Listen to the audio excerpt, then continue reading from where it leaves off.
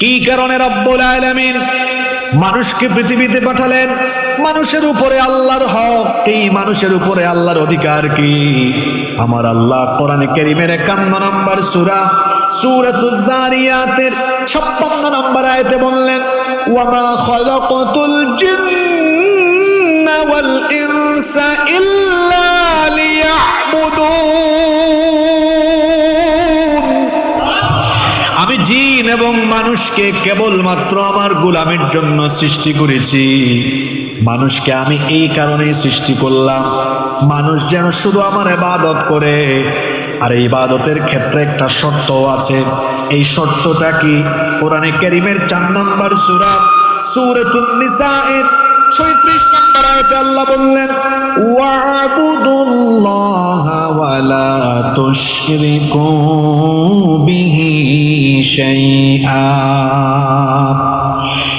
আর তোমরা আল্লাহর গোলামি করো, আল্লাহর ইবাদত করো, ওয়া লা তুশরিকু বিহি শাইআ, তার সঙ্গে কাউকে শরীক করো না। তাহলে আল্লাহর ইবাদতের ক্ষেত্রে শর্ত হলো, আল্লাহর ইবাদতের ক্ষেত্রে শর্ত হলো আল্লাহর সাথে কাউকে শরীক করা যাবে না। কারণ আল্লাহ হচ্ছেন এক, একক, অদ্বিতীয়, কোনো কিছুতে তার সাথে কোনো শরীকানা নাই। এজন্য একমাত্র ইবাদত করতে হয় আল্লাহর। আল্লাহর ইবাদতের সাথে কাউকে শরীক করা যায় না। এটা হচ্ছে মানুষের উপরে আল্লাহর হক, এটা হচ্ছে হাক্কুল্লাহ। দেখুন বুখারী এবং মুসলিম শরীফে হাদিস এসেছে, আল্লাহর নবী বলেছেন, হাক্কুল্লাহি আলাল ইবাদি আন ইয়াবুদুহু ওয়া লা ইউশরিকু বিহি শাইআ। আল্লাহর নবী বলেছেন, মানুষের উপরে আল্লাহর হক হলো মানুষ কেবলমাত্র আল্লাহর ইবাদত করবে এবং সেই আল্লাহর সাথে সে কাউকে কোনো শরীক করবে না। মানুষের উপরে আল্লাহর হক হলো মানুষ একমাত্র ইবাদত করবে। জোরে বলেন তো কার? আল্লাহ। সে আল্লাহর সাথে কাউকে শরীক করবে না। এটাই হচ্ছে মানুষের উপরে আল্লাহর হক। কেউ যদি আল্লাহর সেই হক নষ্ট করে, ভাইয়েরা খেয়াল করে শুনেন, কেউ যদি আল্লাহর সেই হক নষ্ট করে, তাহলে আল্লাহর হক নষ্ট করে আল্লাহর কাছ থেকে আবার ক্ষমা পাওয়ার চান্স আল্লাহ রেখেছেন, সুযোগটা আল্লাহ রেখেছেন। কারণ আমার আপনার গুনাহ যত বেশি, আমার আল্লাহর দয়ার পরিমাণ তার থেকে আরো বহু গুণে বেশি। আল্লাহু আকবার। আমার আল্লাহর দয়ার পরিমাণ আপনার গুনাহের পরিমাণের থেকে বহু গুণে বেশি। এজন্য হাদিসে কুদসিতে এসেছে, আল্লাহ বলেছেন, ইয়া আদম, হে আদম সন্তান, লাউ বালাগাত যুনুবুকা আনানাস সামাই সুম্মা ইস্তাগফারতানি গফারতু লাক। হে আদম সন্তান, তুমি শোনো, তোমার গুনাহ যদি এত পরিমাণ হয়, গুনাহ করতে করতে যদি ওই সুবিশাল সুউচ্চ বিস্তৃত আকাশের উচ্চতায় পৌঁছে যায়, কিন্তু তুমি যদি তোমার গুনাহর জন্য লজ্জিত অনুতপ্ত হয়ে আমার কাছে একবার তওবার মাধ্যমে মাফ চাও, জেনে রাখো বান্দা, আমিও আকাশ সমপরিমাণ রহমত নিয়ে হাজির হয়ে তোমার সব গুনাহ আমি মাফ করে দিব। হাক্কুল্লাহ। আল্লাহর হক নষ্ট করলে এখানে আল্লাহ তওবার একটা দরজা খোলা রেখেছেন, যে বান্দা যদি ফিরে আসে আমি তাকে মাফ করে দিতে পারি। এমনকি কিয়ামতের মাঠেও আল্লাহ চাইলে, এটা আল্লাহর ইচ্ছা, আল্লাহর ইখতিয়ার, কোনো গুনাহগারকে আল্লাহ চাইলে মাফও করতে পারেন, এটা আল্লাহর ইচ্ছা। হাক্কুল্লাহর ক্ষেত্রে, আল্লাহর হক নষ্ট করার ক্ষেত্রে আল্লাহ চাইলে কিয়ামতের মাঠেও আল্লাহ কোনো ব্যক্তিকে মাফ করতে পারেন। যেমন একটা ঘটনা এভাবে এসেছে, এক জাহান্নামীকে আল্লাহ বলবেন, তুই জাহান্নামী, জাহান্নামে যা। এটা শুনে সে জাহান্নামের দিকে দৌড় মারবে। আল্লাহ বলবেন, এই পাগলা, এদিকে আয়, তুই যেদিকে দৌড়াস জাহান্নাম চিনস, এটা যে কত কষ্টের জায়গায় দৌড় মারলি কেন? সে বলবে, আল্লাহ সারাটা জীবনই তো তোমার হুকুম মানলাম না, কিয়ামতেও কি তোমার অবাধ্য হব? কিয়ামতে তোমার হুকুমটা একটু মানি। আল্লাহর দয়া তখন চলে আসবে। আল্লাহ বলবেন, তুই যে এখন আমার হুকুম মানলি, বাধ্যগত হয়ে গেলি, যা মাফ করলাম, জাহান্নামে না জান্নাতে দৌড় মার। সুবহানাল্লাহ। কিয়ামতে আল্লাহ কাকে কিভাবে মাফ করবেন এটা আল্লাহ ভালো জানেন, তবে সেটা কোন ক্ষেত্রে? হাক্কুল্লাহর ক্ষেত্রে, আল্লাহর হকের ক্ষেত্রে। দ্বিতীয় যে বিষয়টি হাক্কুন নাস বা হাক্কুল ইবাদ, এই বিষয়টি খুবই সেন্সিটিভ। বিষয়টি খুব স্পর্শকাতর। যদি কোনো ব্যক্তি আল্লাহর হকের ব্যাপারে শতভাগ সচেতন থাকে, আল্লাহর হক পরিপূর্ণ আদায় করে, অন্যদিকে কেউ যদি হাক্কুল নাস বা হাক্কুল ইবাদের ক্ষেত্রে উদাসীন থাকে, গাফেল থাকে, সমান তালে মানুষের হক নষ্ট করে, তাহলে সেই ব্যক্তিকে আল্লাহ জান্নাত দিবেন না। ততক্ষণ দিবেন না হক যাদের নষ্ট করেছে সেই সকল লোকরা যদি তাকে মাফ না করে, অথবা তার হক যদি তাকে ফিরিয়ে না দেয়, আল্লাহ তাকে ততক্ষণ পর্যন্ত মাফ করবেন না। অমনোযোগী হইয়েন না, আগেই বলে রেখেছে আজকের জীবন ঘনিষ্ঠ কথাবার্তা হবে। কষ্ট হচ্ছে আপনাদের?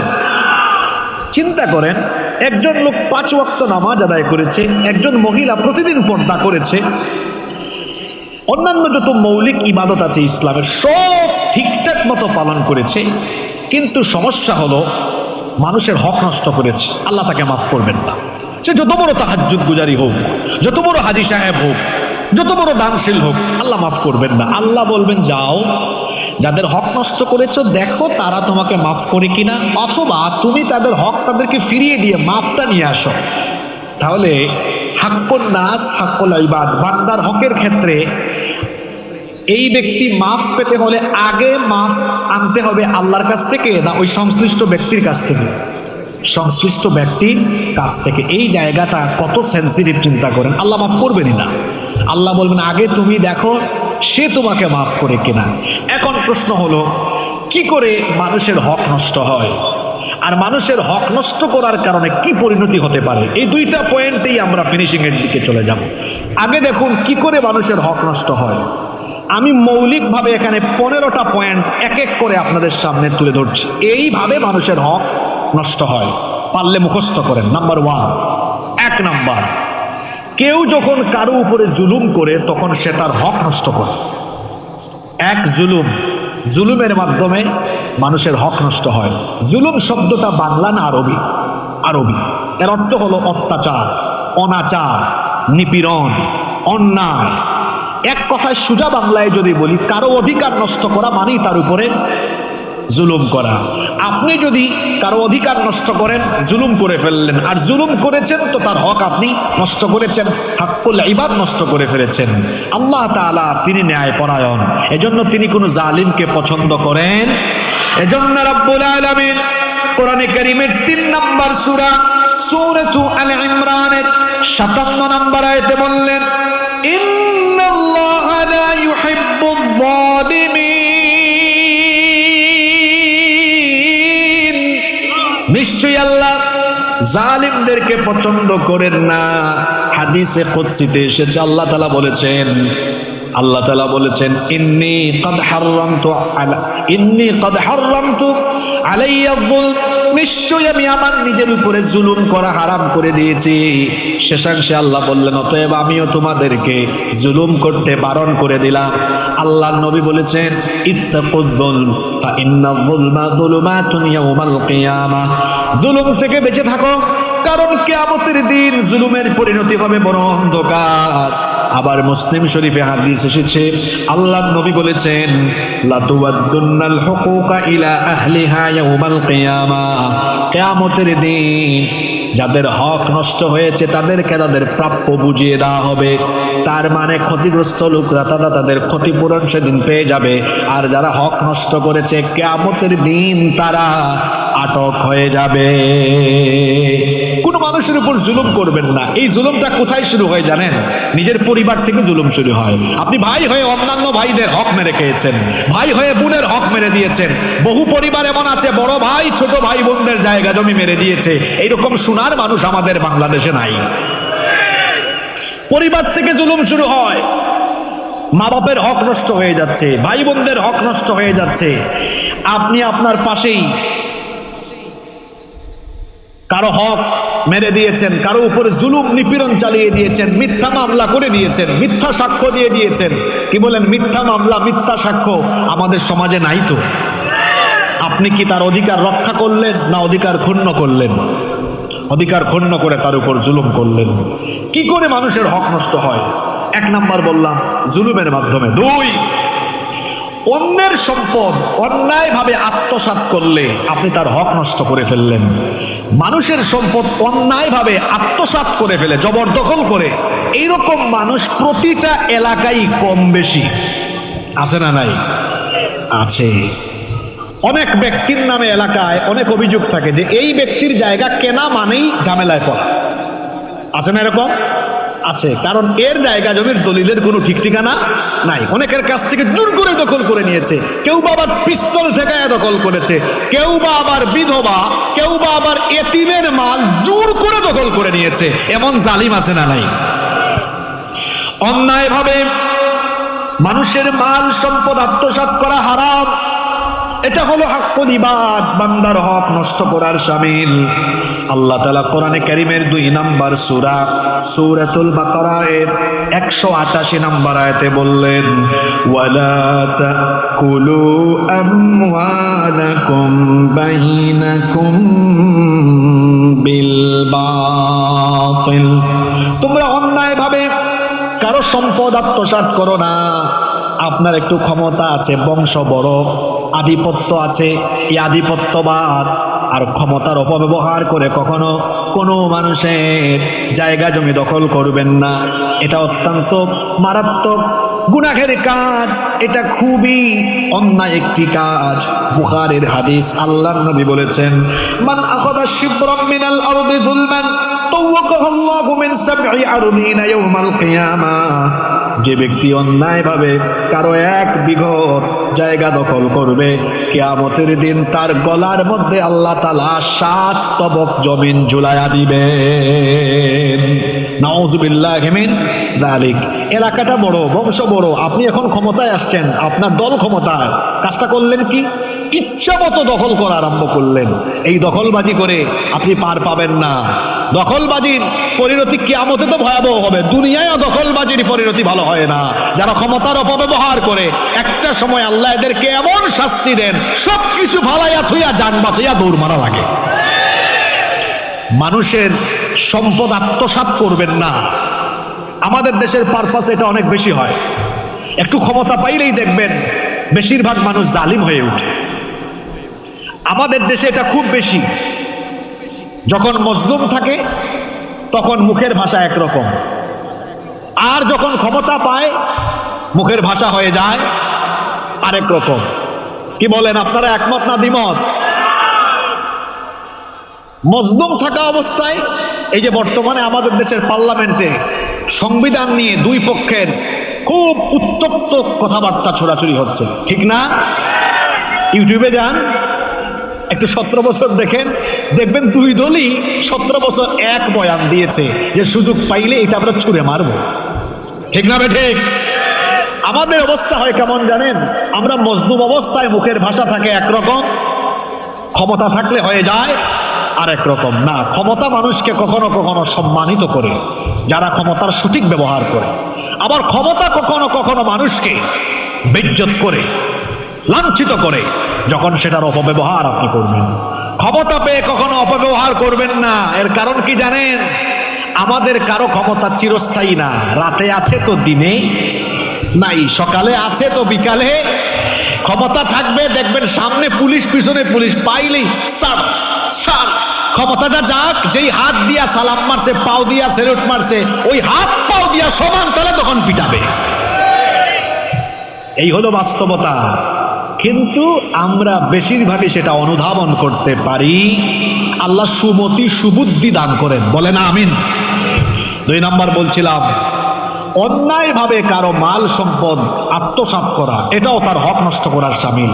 বিশেষ করে ইয়েতিমের ক্ষেত্রে এটা বেশি হয়। আহারে, আমার দেশে বেশি দূরে যাওয়া লাগবে না, পরিবারের মধ্যে এটা বেশি চলে। মনে করেন 4 ভাই 5 ভাই, কোনো ভাই মারা গেছে, তার ছেলে মেয়ে আছে, অন্য কোনো একজন ভাই জোর করে তার ভাইয়ের জায়গা জমি দখল করে ওই 3 ছেলে মেয়েদেরকে সম্পদ থেকে বঞ্চিত করে। এরকম জালিম কম বেশি বিভিন্ন এলাকায় আছে না নাই? আল্লাহ রসুল বলেছেন, যে ইয়েতিমের মাল খায় সে তার পেটের ভেতরে জাহান্নামের আগুন ঢুকায়। শুধু তাই নয়, যে ব্যক্তি এতিমকে আঘাত করে আল্লাহর নবী বলেছেন যে এতিমকে কষ্ট দেয় সে সরাসরি আমাকে কষ্ট দেয়। কারণ আমার নবী এতিম ছিলেন। কেমন এতিম ছিলেন? দুনিয়াতে আসার আগেই বাবা হারিয়ে বাপ হারা এতিম হয়েছেন। দুনিয়াতে আসার পরে 6 বছর পর মাও হারিয়েছেন, এমন এতিম ছিলেন। তিনি এতিমের কষ্ট বুঝেন, এতিমের কষ্ট তিনি বুঝেন, এতিমের কষ্ট দুঃখ তিনি বুঝেন। এজন্য নবীজি বলেছেন, খবরদার কোনো এতিমকে কষ্ট দিও না। এতিমকে কষ্ট দেওয়া মানে তুমি আমাকে কষ্ট দিয়ে ফেললে। আর তার বিপরীতে যে ব্যক্তি এতিমকে মহব্বত করবে, এতিমকে ভালোবাসবে, এতিম পেলে এতিমের মাথায় হাত বোলাবে, এতিমের দেখাশোনা করবে, লালন পালনের দায়িত্ব নিবে, আল্লাহর নবী তার ব্যাপারে সুসংবাদ দিয়ে বলেছেন। হাদিস শরীফে এসেছে, আল্লাহর নবী বলেছেন, আনা ওয়া কাফিলুল ইয়াতীমি ফিল জান্নাতি হাকাযা ওয়া দাম্মাস সাব্বাবাতি ওয়াল উসতা। এই দুইটা আঙ্গুল দেখি আল্লাহর নবী বললেন, এই দুইটা আঙ্গুল দেখায় নবীজি বললেন, এতিমের দেখাশোনাকারী লালন পালনকারী ব্যক্তি আর আমি নবী নিজে কাল কিয়ামতের দিন এইভাবে এক জান্নাতে কাছাকাছি পাশাপাশি থাকব। এতিমকে মহব্বত করেন। এক সাহাবী এসে বলেছেন, ইয়া রাসূলুল্লাহ, আমরা বলি সাল্লাল্লাহু আলাইহি ওয়াসাল্লাম, আমার দিল পাথরের মতো শক্ত, কান্নাই আসে না। রাসূল বললেন, তুমি এতিমের সাথে বেশি বেশি সাক্ষাৎ করো, এতিমের মাথায় হাত বুলায় দাও, আল্লাহ তোমার দিলকে নরম করে দিবেন। সুবহানাল্লাহ। এজন্য এতিমের সম্পদ অন্যায়ভাবে আত্মসাৎ করা যাবে না। কোনো মানুষের মাল সম্পদ অন্যায়ভাবে আত্মসাৎ করা যাবে না, এটা মানুষের হক নষ্ট করার শামিল। 3 নম্বর হলো, কোনো মানুষের গীবত করলে সেই মানুষের হক নষ্ট হয়। গীবতকে হারাম করে দিয়েছেন যিনি, তিনি কে? গীবতের চর্চা আমাদের মধ্যে এত বেশি, বিশেষ করে গ্রামে গঞ্জে যে চায়ের দোকান, টঙের দোকান থাকে, এটার নাম আমি দিয়েছি বাংলাদেশের সেকেন্ড পার্লামেন্ট। একটু আগে পার্লামেন্ট মেম্বার এসেছেন, ওনারা তো সংসদ অধিবেশনে সংসদীয় ভাষায় সেখানে কথা বলেন। এটা একটা জাতীয় সংসদ। আর আমাদের দেশে প্রত্যেকটা এলাকায় আরেকটা সংসদ আছে, এটার নাম চায়ের দোকানের সংসদ। ওখানে চা বিক্রেতা স্পিকারের ভূমিকায় থাকে, আর চাখুরেরা সাংসদের ভূমিকায় অবতীর্ণ হয়ে চায়ের কাপে চুমুক দেয়। আর আশেপাশের বিভিন্ন জন কি করলো কি না করলো গীবত করা, বদনাম করা, চুগলখুরি করা তাদের অভ্যাস হয়ে যায়। এইরকম স্বভাব আছে না নাই? এটা কোনো মুমিনের স্বভাব হতে পারে না। কোনো মানুষের গীবত করবে না। আল্লাহ রসুল একবার সাহাবীদেরকে জিজ্ঞেস করলেন, অর্থাৎ আল্লাহ রসুলকে একবার সাহাবীরা জিজ্ঞেস করলেন, ওগো আল্লাহর নবী, গীবতের ব্যাপারে আমাদেরকে বলেন। গীবতের ব্যাপারে আমাদেরকে বললেন। আল্লাহর নবী তখন বললেন, যিকরুকা আখাকা বিমা ইয়াকরাহ।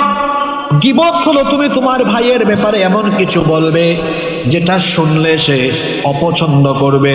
সাহাবীরা বললেন, আমি যদি তার ব্যাপারে সত্য কথাটাই মানুষকে বলি তাহলে সেটাকে গীবত হবে নাকি? রাসূল বললেন, হ্যাঁ, যদি সেটা সত্য হয় তাহলে সেটা গীবত হবে, যদি মিথ্যা হয় তাহলে সেটা বুহতান বা অপবাদ হবে। নবীজি বললেন, তুমি তোমার কোনো ভাইয়ের গীবত করো না, কারণ গীবতকে হারাম করে দিয়েছেন যিনি। জুড়ে বলেন তিনি কে? রব্বুল আলামিন কোরআনে কারীমের 49 নম্বর সূরা সূরাতুল হুজুরাতের 12 নম্বর আয়াতে বললেন, ওয়ালা ইয়াগতাব বা'দুকুম বা'দা আয়ুহিব্বু আহাদুকুম আন ইয়াকুলা লাহমা আখিহি মাইতান ফাকারিহতুমুহ। আল্লাহ বলছেন, পরস্পরের গীবত করো না। তোমাদের মধ্যে কি এমন কেউ আছে যে তার মরা ভাইয়ের গোশত খাওয়া পছন্দ করবে? গীবতকে মরা ভাইয়ের গোশত খাওয়ার সঙ্গে তুলনা করা হয়েছে। যে ব্যক্তি গীবত করলো সে যেন মৃত ভাইয়ের গোশত ভক্ষণ করলো। নাউযুবিল্লাহি মিন যালিক। এই যে গীবত করলেন, মানুষের হক নষ্ট করে ফেললেন। নাম্বার 4 নম্বর, যেভাবে মানুষের হক নষ্ট হয়, কারো ব্যাপারে মিথ্যা অপবাদ দিলে, লোকটা এটা করে নাই কিন্তু মিথ্যা অপবাদ বা বদনাম তার ব্যাপারে আপনি রটিয়ে দিয়েছেন। রব্বুল আলামিন এই ব্যাপারটিকে অত্যন্ত স্পর্শকাতর হিসাবে উল্লেখ করেছেন। মনে করেন আপনি কোনো মুসলমান, পুরুষও হতে পারে নারীও হতে পারে, তার ব্যাপারে আপনি মিথ্যা অপবাদ দিয়ে দিলেন। আল্লাহ বলছেন এটা যারা করে তারা দুনিয়া আখিরাতে লানতের জীবন পেয়ে যায়। রব্বুল আলামিন কোরআনে কারীমের 24 নম্বর সূরা সূরাতুন নূরের 23 নম্বর আয়াতে কি বলছেন শুনেন, ইন্নাল্লাযীনা ইয়ারমুনাল মুহসানাতিল গাফিলাতিল মুমিনাতি লুইনু ফিদ দুনিয়া ওয়াল আখিরাহ ওয়া লাহুম আযাবুন আযীম। আল্লাহ তাআলা বলছেন যারা সচ্চরিত্রা সরল মনা মুমিনা নারীদের প্রতি অপবাদ আরোপ করে তারা দুনিয়া আখিরাতের জন্য লানতপ্রাপ্ত অভিশপ্ত, তাদের জন্য যন্ত্রণাদায়ক আযাবের যিনি ব্যবস্থা করেছেন। গলার আওয়াজ বড় করে সবাই বলেন তিনি কে? এজন্য খবরদার কোনো ব্যক্তির ব্যাপারে, হোক সে পুরুষ হোক সে নারী, তার ব্যাপারে অপবাদ দিবেন না। অপবাদ দিলে মনে রাখবেন তার হক নষ্ট করলেন, কিয়ামতের দিন সব আমল আপনার বাতিল হয়ে যাবে, আল্লাহর আদালতে আপনি আটকে যাবেন। আহারে, মাঝে মাঝে তো আমরা ভালো মানুষকে অপবাদ দিই, রাষ্ট্রীয়ভাবে অপবাদ দেওয়া হয়। ভালো ভালো মানুষ, এমনকি বিশ্ববরেণ্য যারা সারা জীবন কোরআন যারা সারা জীবন কোরআন মানুষের দুয়ারে দুয়ারে ছড়িয়েছেন, দেখেন না তাদেরকে শুধুমাত্র রাজনৈতিক প্রতিহিংসার কারণে ধর্ষণকারীর মতো মারাত্মক চারিত্রিক অপবাদ দিয়ে হত্যা করা হয়েছে। এই অপবাদের বিচার হবে। দুনিয়ার হয় নাই তো কি হয়েছে? দুনিয়ায় হয় নাই তো কি হয়েছে? আখিরাতে আল্লাহর আদালত থেকে কেউ রেহাই পাবে না। একজন ভালো নারী, আপনি তার ব্যাপারে মিথ্যা অপবাদ দিয়েছেন। একজন ভালো মানুষ, মিথ্যা অপবাদ দিয়েছেন, এটা খুব জঘন্য গুনাহ, কিন্তু আপনার খবর আছে। আরেকটা হাদিস আমার মনে পড়লো, কেউ যদি কাউকে বেইজ্জত করে আল্লাহ তাআলা দায়িত্ব নেন তাকে বেইজ্জত করার, আল্লাহ তাকে বেইজ্জত করে ছাড়বেন। আপনাদের চোখের সামনে দেখায় দেই, যারা আলেমদেরকে ধরে ধরে জেলখানায় দড়ি দিয়া বেঁধে বেঁধে টেনে টেনে উঠাতো, আল্লাহ এদেরকে ধরেছেন, এমন বেইজ্জত করেছেন। এরা যখন আদালতে গিয়েছে, আপনারা দেখেছেন আলেমরা যখন আদালতে যেতেন মানুষ দেখলেই চোখের পানি ছাড়তো, দোয়া করতো, নফল রোজা রাখতো। যারা আলেমদেরকে বেইজ্জত করেছিল, একটা সময় দেখা গিয়েছে মানুষ তাদের জন্য দোয়া করা দূরের কথা, সুযোগ পাইলে শুধু পচা ডিম আর সেরা জুতা নিক্ষেপ করেছে। এই হলো পরিণতি। ইতিহাস কাউকে ক্ষমা করে। হাদিসটা মনে পড়লো জন্য বললাম, কেউ কাউকে বেইজ্জত করলে আল্লাহ নিজ দায়িত্বে তারে বেইজ্জত করে ছাড়বেন। কাউকে অপবাদ দিবেন না, কাউকে সম্মানহানি করবেন না। আল্লাহ আমাদেরকে হেফাজত করেন, বলেন আমিন। 4 নাম্বার তো গেল অপবাদ। 5 নাম্বার, প্রতারণা করলে মানুষের হক নষ্ট হয়। প্রতারণা করলে মানুষের হক নষ্ট হয়। এই প্রতারণা এখন চলছে, রাষ্ট্রীয়ভাবেও চলে, এমনিও চলে। গতকাল আমি আপনাদের কলারোয়া রোড দিয়ে ঢুকছিলাম, অল্প কিছুক্ষণ ঢুকে রাস্তা ব্যারিকেড দেওয়ার যাইতে পারি না, পরে আমি ব্যাক করেছি, অন্য রূপ ব্যবহার করে আমি গিয়েছি। পেট্রোল পাম্পে কোনো একটা ঝামেলা হয়তো হয়েছে, আমি আর গাড়ি থেকে নামিও নাই, মানুষকে জিজ্ঞেসও করি নাই, শুধু বুঝছি এখানে কোনো বিরাট ঝামেলা হচ্ছে, পুলিশও আসছে, শুনছি একটা মারামারি হচ্ছে। প্রতারণার কথা আমি বলছি এই কারণে, ওদিকে গভর্নমেন্ট বলে পর্যাপ্ত পরিমাণ জ্বালানি আছে, আর পাম্পে গেলে বলে কিচ্ছু নাই। কারণ জনগণ পড়ছি আমরা পাটাপুতাইদের মাঝখানে, আমরা যাবো যে কোন দিকে বুঝি না। এরা গেলে বলে আছে, জিজ্ঞেস করলে আছে কিনা, কয় আছে তো পর্যাপ্ত, আর এদিকে গেলে বলে কিছুই নাই। কার কথা সত্য কার কথা মিথ্যা এটা তারাই ভালো জানে, আর আল্লাহ ভালো জানে, ঠিক না বেঠিক? হ্যাঁ, মধ্যপ্রাচ্যে অস্থিরতার কারণে জ্বালানি সংকট হতে পারে। যদি সংকট হয় সরকার স্বীকার করুন, বলেন হ্যাঁ সংকট আছে, ক্যাম্পেইন চালান কিভাবে আমরা এই সংকট থেকে উত্তরণ হতে পারি। আর যদি সরকারের কথা সত্য হয়, তাহলে এরা কি চায়, এরা কি চায়, কেন দেয় না? আর সবচেয়ে বড় কথা হলো, প্রতিদিন এত মোটরসাইকেলের লাইন বা থাকে কেন, এটা আমার মাথায় আসে না।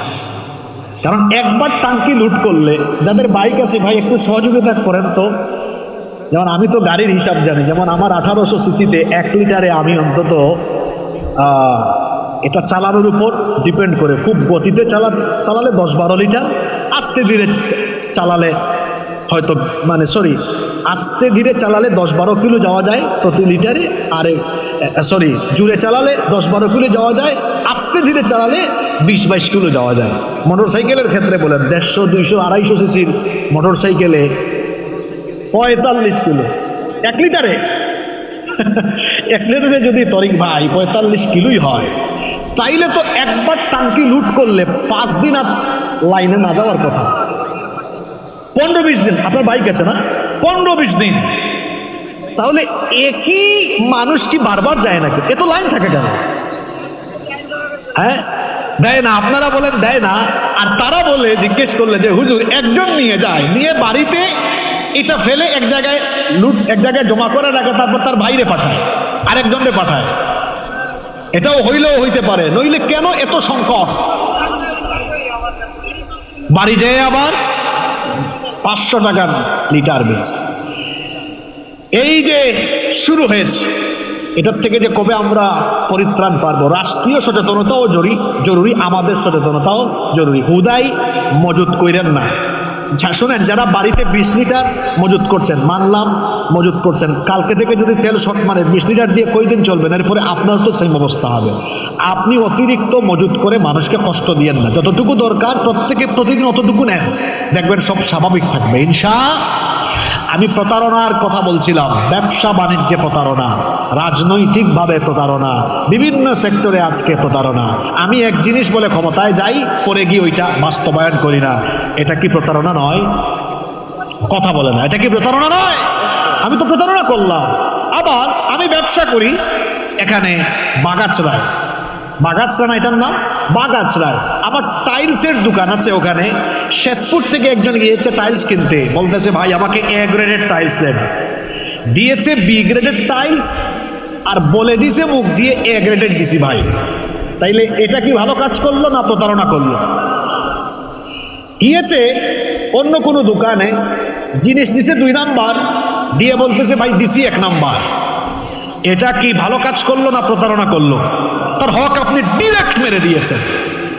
গিয়েছে মাছের দোকানে, সবজির দোকানে বা যে কোনো দোকানে, একটু এদিক ওদিক তাকাইছে, চাইছিল 1 কেজি, দিছে 950 গ্রাম। এই যে 50 গ্রাম কম দিল, ওজনে কম দিল, এটা কি ভালো কাজ করলো না প্রতারণা করলো? ওজনে কম দেয় এটা মারাত্মক প্রতারণা। রব্বুল আলামিন সূরাতুল মুতাফফিফিনের প্রথম থেকেই বলছেন, ওয়াইলুল লিল মুতাফফিফিনাল্লাযীনা ইযা ইকতালু আলান নাসি ইস্তাওফুন ওয়া ইযা কালুহুম আও ওয়াজানুহুম ইউখসিরুন। আল্লাহ তাআলা বলছেন ধ্বংস তাদের জন্য যারা পরিমাপে কম দেয়। যখন তারা নেয়, নেওয়ার সময় পুরাটাই নেয়, দেওয়ার সময় আবার কম করে দেয়। এদের জন্য ধ্বংস কামনা করেছেন কে? আল্লাহ। আর এইরকম প্রতারণা যারা করে যে কোনো সেক্টরে, আল্লাহ নবী বলেছেন মান গাশশা ফালাইসা মিন্না। জানি না এই হাদিস শোনার পরে কার কেমন অনুভূতি হচ্ছে। আমি হাদিসটা বললে আমার গায়ের লোম দ্বারা হয়ে যায়। কত মারাত্মক কথা নবীজি বলেছেন, যেই ব্যক্তি প্রতারণা করে সে কখনোই আমার উম্মত হতে পারে না। যে প্রতারণা করে, রাসূল বলেছেন সে আমার উম্মত থেকে আউট, ডিলিট। রাসূল বলবেন যাও, দূর হও, চলে যাও, তুমি আমার উম্মত নও। কিয়ামতে রাসূল পাক সাল্লাল্লাহু আলাইহি সাল্লাম যদি কাউকে বলেন তুমি আমার উম্মত না, দূর হয়ে যাও, এই ব্যক্তি আর নাজাত পাওয়ার কোনো চান্স, কোনো সুযোগ আছে? প্রতারক যারা মানুষের সাথে প্রতারণা করে, এদের কোনো মাফ নাই। যারা মানুষের সাথে প্রতারণা করে, এরা মানুষের হক নষ্ট করে। নাম্বার 6 নাম্বার, এটা তো অহরহ চলছে আমাদের দেশে, শ্রমিকের হক নষ্ট করা। একজন মানুষকে কাজে লাগালো, খাটালো, তারপর তাকে যথাযথ পারিশ্রমিক দিল না।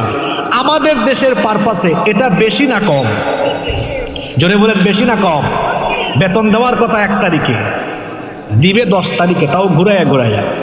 গত 2 মাস আগে আমি একটা ভাইবা বোর্ডে বসেছি, কোনো একটা নিয়োগ দিব আমরা। তো এক ক্যান্ডিডেট, তাকে আমাদের পছন্দ হয়েছে।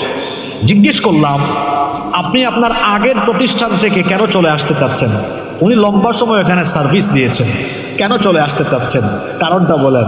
বলল স্যার গত 10 মাসের বেতন দেয় নাই, পরিবারটা চালাইতে পারি না, ধার করে করে চলি। এই যে 10 মাস তারে খাটাইয়া তার স্যালারি দিল না, তাকে যে স্যালারি দিল না, এটা কি ঠিক করলো না তার হক নষ্ট করলো? জোরে বলেন। অনেকে অনেক শ্রমিকদেরকে দিনমজুরকে এনে খাটায়, সারাদিন কাজ করায়। যে গরম পড়ছে আজকে, মনে হয় 40-এর মতো ছিল, 40 ডিগ্রির মতো আজকে, তাই না? এত গরম, ঘাম বেরোচ্ছে। আল্লাহ রাসূল বলেছেন, আতুল আজিরা আজরাহু ক্বাবলা আন ইয়াজিফা আরাকুহু। আল্লাহ রাসূল বলেছেন, একজন শ্রমিক যখন কাজ করবে তার ঘাম শুকানোর আগে তার মজুরি তাকে দিয়ে দাও। সুবহানাল্লাহ। ঘামও শুকায় গেছে, তারিখও চলে গেছে। গার্মেন্টস সেক্টরে দেখেন না, মাঝে মাঝে এরকম হয়। আমাদের দেশে গার্মেন্টস সেক্টরে কিন্তু লোকজন খুব পরিশ্রম করে, ওখানে লম্বা ডিউটি, সেই সকালে ফজরে যেতে হয়, কেউ কেউ রাত করে বাড়ি ফিরে, অনেক খাটায়, বেতনও কম, খুব অল্প বেতন, অনেক কম বেতন, তাও দেখা যায় খাটাতে খাটাতে দিচ্ছে না।